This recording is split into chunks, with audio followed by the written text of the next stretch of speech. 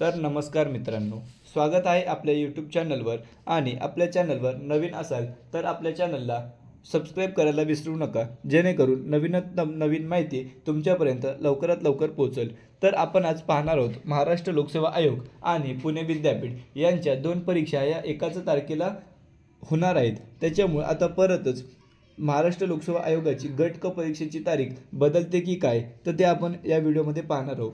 पाहतोय महाराष्ट्र लोकसेवा आयोगाने 23 डिसेंबर 2024 मध्ये एक परिपत्रक प्रसिद्ध करण्यात आले होतं आणि त्यांच्यामध्ये गट ब आणि गट क यांच्या परीक्षा या बदलण्यात आल्या होत्या. आणि त्यांच्यामध्ये आता गट क आणि गट ब यांच्यासाठी 6 जानेवारी 2025 पर्यंत पुन्हा फॉर्म भरण्यासाठी मुदतवाढ भेटलेली आहे. आणि त्यांची नवीन परीक्षेचा दिनांक गट ब साठी 2 फेब्रुवारी आणि गट क साठी 4 फेब्रुवारी 2025 असे त्यांनी नवीन दिनांक डिक्लेअर केले होते. परंतु आता पुणे सावित्रीबाई फुले पुणे विद्यापीठ यांचं एक परिपत्रक प्रसिद्ध झाले आहे, ते 27/12/2024 रोजी.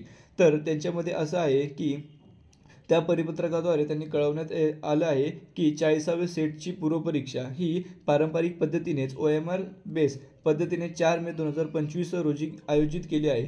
त्याच्यामुळे आता महाराष्ट्र लोकसेवा आयोग आणि पुणे विद्यापीठ यांच्या दोन्ही पेपर 4 मे 2025 रोजीच आयोजित करण्यात आले आहे. त्याच्यामुळं आता दोन्हीपैकी एक परीक्षा ही शक्यतो पुढे जाईल किंवा त्यांच्या तारखांमध्ये बदल होईल. परंतु माझ्या अंदाजानुसार तरी महाराष्ट्र लोकसेवा आयोग आपल्या तारखांमध्ये बदल करणार नाही. महाराष्ट्र लोकसेवा आयोगाने जे परिपत्रक प्रसिद्ध केलं होतं ते 23 डिसेंबरला केलं होतं आणि पुणे सावित्रीबाई फुले विद्यापीठ यांनी जे परिपत्रक प्रसिद्ध केलं होतं ते 27 डिसेंबरला केलं होतं.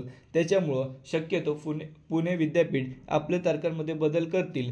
आणि सर्व विद्यार्थी मित्रांकडून आयोगाला एकच विनंती असेल की 4 मे 2025 रोजी जी परीक्षा आयोजित केली आहे ती पुन्हा त्यांच्यामध्ये तारखांमध्ये बदल न करता ती त्याच दिवशी घेण्यात यावी. आणि सावित्रीबाई फुले विद्यापीठ यांना एक नम्र विनंती असेल की त्यांनी आपली 40वी सेट परीक्षा ही 4 मे 2025 रोजी न घेता त्याच्यामध्ये तारखांमध्ये बदल करावा.